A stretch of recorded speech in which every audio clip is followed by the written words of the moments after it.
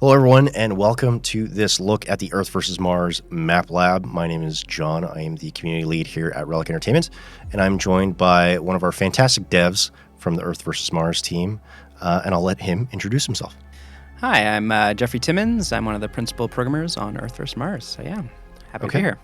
JT, thanks so much for joining us. So obviously we wanted to show off a little bit more of the map lab, our level editor in Earth vs. Mars. And I guess let's just dive into it. Why don't we click that button and you can walk us through what we have on offer here. Great. Yeah, so let's jump in here to the map lab. We can jump in here and we get a browse of all the maps you've created. We can start by, let's create a new one here. And let's establish a name for ourselves here. Let's just say my first map. And we'll use the same here. We can just do a quick description of what this map's going to be. I'm just going to put sample map for now. We can establish what our base set of tiles will be, whether it's grass, water, or random. Let's just keep with grass for now. Let's make it a bit smaller of a map. We'll start with 10 by 10. So when you're picking the map width and height, what's usually a good size to stick with? We most of our maps are within sort of 20 by 20 with a bit of a range between 10 and 20 about from there. We do allow up to a max of 40 at this moment. But yeah, you want a bit of space to be able to have some play, but you want to also have make sure that there's enough of tight corridors to get some combat going. Okay, sounds great. So yeah, so let's jump in here. We'll create the map. We get here into the first view of the editor. You get your layout here of 10 by 10. And then you can see at the bottom here, we've got our set of categories of things we can add to the map. We got tiles, we got units, buildings. And then you can also edit the ownership of each of the units and buildings that you have on the map. And then finally, we've got some map settings here that we can jump into. Mm-hmm. Let's maybe jump into there and edit a few things so we can establish sort of what we're going to make this map into. So we got again here, you can edit your name and your description again that we established on the start there, but if you want to change it. And then we can establish what sort of mood we want here. So we can choose some lighting. We got some dawn, evenings, nights. Let's just keep with noon for now. And then you can choose sort of an atmosphere. And we got a few varieties here. Let's maybe choose autumn mist. It sort of changes the lighting and sort of fogs and look of your map. Okay. And then you can also establish whether you got fog of war on this map or not, whether you can have visibility of your your enemy's units immediately. Okay. So that's sort of the first step there to establish sort of what your map's going to look like. You also have a few more options here under map settings. You can go to your map size. We started off with sort of a 10 by 10, but maybe we want to adjust this a bit. Like let's add maybe 4 tiles up on the right side here. So that'll add some tiles onto the map. You can see there behind now, we've sort of got now a 14 by 10 map here. And that'll allow us a bit more space for our two players to fight against. And then we've got some player settings here, so you can establish sort of what your initial players' values are, so they can have sort of different resources amounts that they start with, or which units they're playing for by default, color and stuff like that. And then finally, we got some win conditions here. So this is how a couple conditions of how you're gonna how you want the map to play out. So we can have units defeated. That's you gotta kill all your enemy units. HQ capture, which is if you can capture the enemy base, you can win. And there's like city capture, where you have to capture half the cities. So with these win conditions, what would be like the standard win condition for multiplayer versus like a single player mission? So all these are conditions that'll work across both multiplayer and single player. But typical win conditions are units defeated in HQ capture. The city capture is a bit more of a unique one, where you're fighting over sort of what would be similar to like capture points or those kind of things. So establish a bit of a different kind of gameplay for either multiplayer or single player. Okay, awesome. Yeah, if we've then established that we want these two conditions, let's go units defeated and HQ capture. That'll sort of define how we want to play out the map. So that's good. We've got our settings. You can see at the top here in the red, it sort of outlines those win conditions, the requirements you need for your map in order to satisfy those. So we need to at least have a unit and an HQ for each player for those win conditions to work. So yeah, now here maybe we want to establish sort of what kind of map we're building, whether if it is for multiplayer, whether it should be symmetrical, whether it should be asymmetrical for single player. So like whether the both bases are sort of reflective for each other. So let's sort of establish some areas. We kind of want to block out some lanes here or unit paths where we want the combat to happen, some choke points.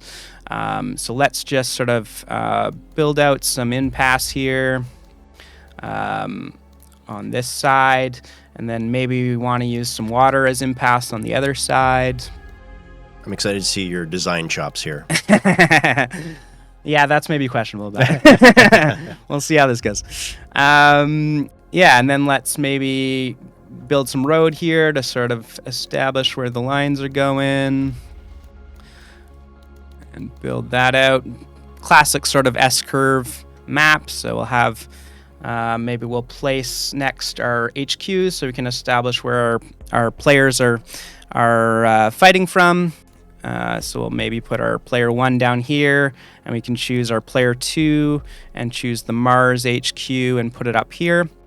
You can have either this Earth or Mars HQ depending on who you want to have, or which HQ you want to have, and then you can choose which player you're placing this for down below.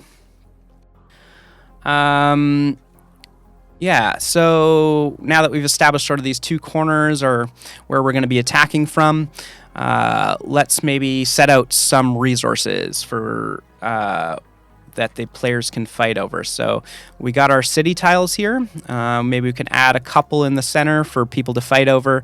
When you capture these, you can gain resources. So controlling these will be sort of important for how the mission plays out. Yeah, and I saw you set those to neutral, obviously for a traditional map. That makes sense. Would it at any point would you have any buildings like already start defaulted to player 1 or player 2?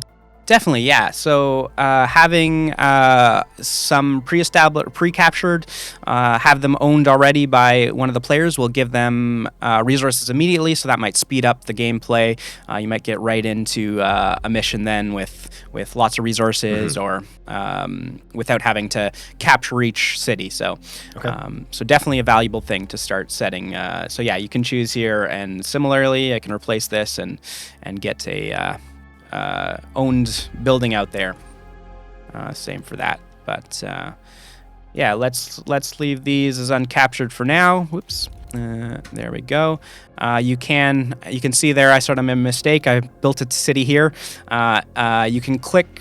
You're clicking your tiles on the left here, and then placing with the left mouse click, but you can also erase back to a grass tile by right-clicking instead. I was going to ask. You're so fast. Going a little too quick here, yeah. Yeah, so that's good there. Let's maybe now establish some production. Yeah, we want to be able to build some units during the gameplay. So let's create here industrial tile. That'll give us some land units that the players can build. We got them neutral here, so you have to capture in order to get them. But let's place those in. We could maybe put one in the center here as well for them to fight over. This is a pretty small map, so let's maybe leave that one out. But now we've got some production to fight over. And now let's maybe like establish some sets of units for to start off the game with. So yeah, so we can choose player 1 here. Let's maybe get an infantry guy in here. I like to think about how he can travel about 3 cells. So if you want him to be able to capture immediately, just making sure he's about 3 away. Maybe we want another one that can capture this city. So let's put one there. And then maybe let's give him a little light tank here to fight with. Maybe we want him to start on the road. So let's maybe establish this guy here and maybe move this one over. We can also add some spawn points for spliced units. So if you click on this little tin head guy here, you can then place this down, and that'll be a spawn point for a spliced unit that you can create in the Splicitron. Would that be sort of like the typical unit composition you would recommend for a small map like this? This is a common layout, yeah, getting some light infantry and some tanks, some stronger units, and like starting off sort of at your 2 bases is kind of a nice nice flow to have to get your player to get the units into the maps, into the mission. So yeah, but you can experiment with starting some units off in the middle or however you want, but this is typically a common layout. So yeah, let's move over to the player 2 and sort of reflect a similar layout. So he's got Mars units, so we'll establish a splice point at about the same place, and then we'll give his sort of similar unit here a trooper where he can capture this production, and then we'll put another one here for capturing the city.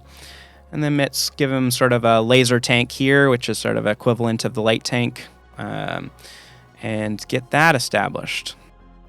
Good, and let's save this here. This is getting pretty good. We got pretty good layout here now of at least your gameplay. You got your production, you got your resources in your cities, and you got sort of initial set of units, including a spliced unit. So yeah.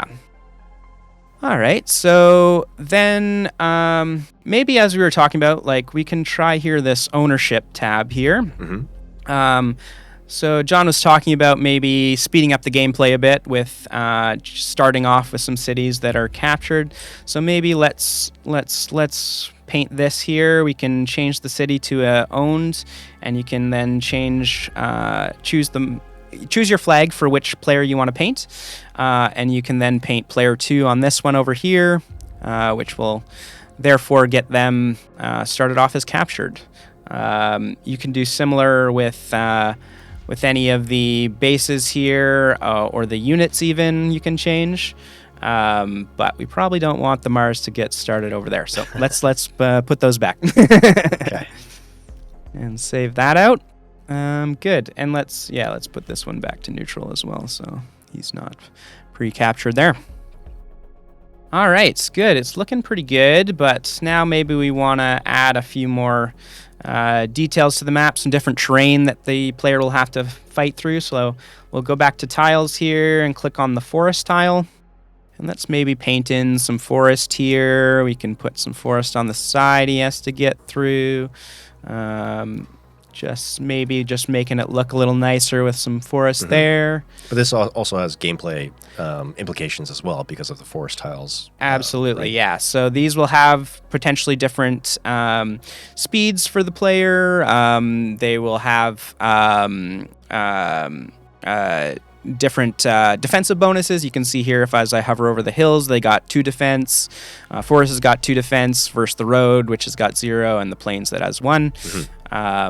Roads are often faster for stuff like tanks, so that's going to affect your speed. So that's why you want to sort of establish some areas of different types of terrain that may affect where the player wants to go, or creating choke points for them with the impassable terrain like mountains, stuff like that. Yeah. Okay. So yeah, we can put a few more details in here, stuff like that. It's looking pretty good, but I'm not quite feeling this vibe anymore. How are you Okay. feeling? I think it maybe needs a little bit more spice. All right, so let's maybe go into the settings here. You can also, there's a setting button down here, but you can also click this up here and get straight into these settings. And let's maybe change the vibe here. Let's go for more of an end game vibe, so we can get some more destruction in here. Okay. And I'm liking then this. we can maybe choose the burned forest tile and just paint some of these in here. Maybe add some back here. Yeah, just add a few details here. And then maybe we want to add in some destroyed cities. Let's add like a little city here and over here. Destroyed cities won't be capturable, but they'll have sort of some defensive bonus as a city does. So you can have some of those kind of different styles of tiles as well. And then maybe let's even throw in a destroyed bridge here. So you can can't travel it with units, but can still fly over it. So one other thing we haven't talked about here is we do have some land production here with our industrial tiles, but we haven't established any like flying units. Yeah. Sorry, thank you. So the other way you can get in some flying units is through airports. So we got an airport tile here. When you capture it, you can then produce air units. Similarly, we could place some air units like the UFOs, which will be then produced by that player through their airport tiles. But let's sort of keep this to land-based and not complicate this small little map. Okay. All right, cool. So it's looking pretty good. Why don't we try this map out? Yeah, let's check it out. So if we go into, let's use the menu here button. We'll get a few options here, and we can do this quick play option, which will jump us straight into the mission, this mission we were just building. And it will get us right into the game with what we've just built. So we can choose our commander as per normal. We can choose a spliced unit, which will be deployed in that splice slot. And we can start up the mission. Okay. And here we go. We're right into our game.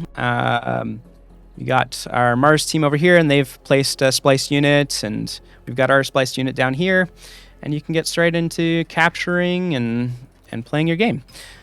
But I'm thinking that maybe this bridge is a little too much of a choke point. We've got one lane now you can get through without flying units, so maybe that's a little hard. So let's go back into the pause menu. We can jump straight back into the editor with this button here. So bring us back to where we were in the editor. And then we can do some changes here. So maybe let's choose the destroyed road tile instead, and let's draw that in. Maybe we add a few more over here. Whoops, and that's good. And then I love how seamless that transition is from testing the game going back to the editor. It makes it really, really efficient for when you're testing and changing things. Yeah, it's a great flow to be able to just quickly test something out, see how it plays, and then get right back in and keep editing. All right. So there we go. I think we're pretty good. We got a pretty good map here. Mm-hmm. So maybe we can go back and look to the map lab here. So we go into the pause menu, jump back to the map lab, and we can see our maps now here in the front end. We got our details here. We got our description, which I just have a simple sample map here. We got some information on the map, and we got a little bit of a printout of what our map looks like with a set of tiles and the various units on the map. Mm-hmm. And now, if we authenticate here, so that we can now upload this map for other people to use. So here you got some simple settings on the bottom here. You can go straight into edit here to continue editing. You can play the map as we jumped into that quick play option. You can duplicate to make another copy and maybe edit a bit more. But we're going to here now upload our map.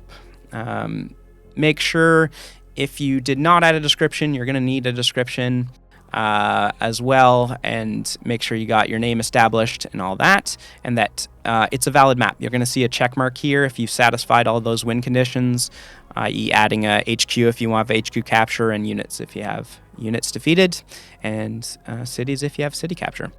But yeah, so now we've hit the upload. It should be uploaded. If we go into our browse here, we can even see it right here, my first map. Wow, I authored that. That's incredible. Go. And you can subscribe to that, and that'll then download the map for use in the game. And then you can use that in multiplayer and in skirmish. Okay, that's amazing. That was less than 20 minutes, JT, and we were able to create a map from scratch, get it uploaded, share it with other people.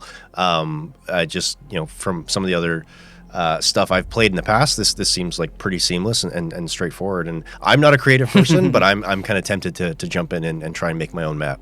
Amazing, yeah. That's the hope for sure. And it's a good quick loop for things. Yeah. Cool. So are there any final things that we need to do here after we've uploaded our map, or is that kind of it? That's kind of it, but maybe we can jump one more time just back into the editor and do a couple more tips and tricks here. Sure. That might help you out when you're building your map. So there's a few things we can go over. The best thing to do is just sort of get into your menu here. You can check out your settings under key bindings here. If you scroll down, you can see your map editor category here, and it'll show you sort of a whole bunch of shortcuts that can speed up your map editing. Instead of having to click every button, you got things for filtering, cycling through filters, through the items. We got a couple ones I'll go over here with symmetry and toggling the camera view. And then we got an undo, redo, save. And then you got shortcuts for each category you can jump into. Amazing. So that'll help you speed up a bit quicker than jump into buttons. So there's a few things here. So let's just quickly, I accidentally just destroyed my map. I put a bunch of water through here. So there is an undo redo feature. So if you hit your Z, you can undo each of those placements. And then, maybe I actually wanted that. Okay, you can redo with your Z. So you got classics things there. You got your shortcuts for save as well and all that. There's also, you can see at the bottom here, say we've done this. You can also just do a quick reload if you don't want to go back through each of your things, or you can just get back to your last save if you've lost your save, you're edited around your undo queue. You can reload here quickly. So that's some quick things to remember. There's also a shortcut there you might have seen when we're in there, which is sampling. So if you are on your tiles here, you can hold your shift and it'll auto select right to the building or tile that you're highlighted.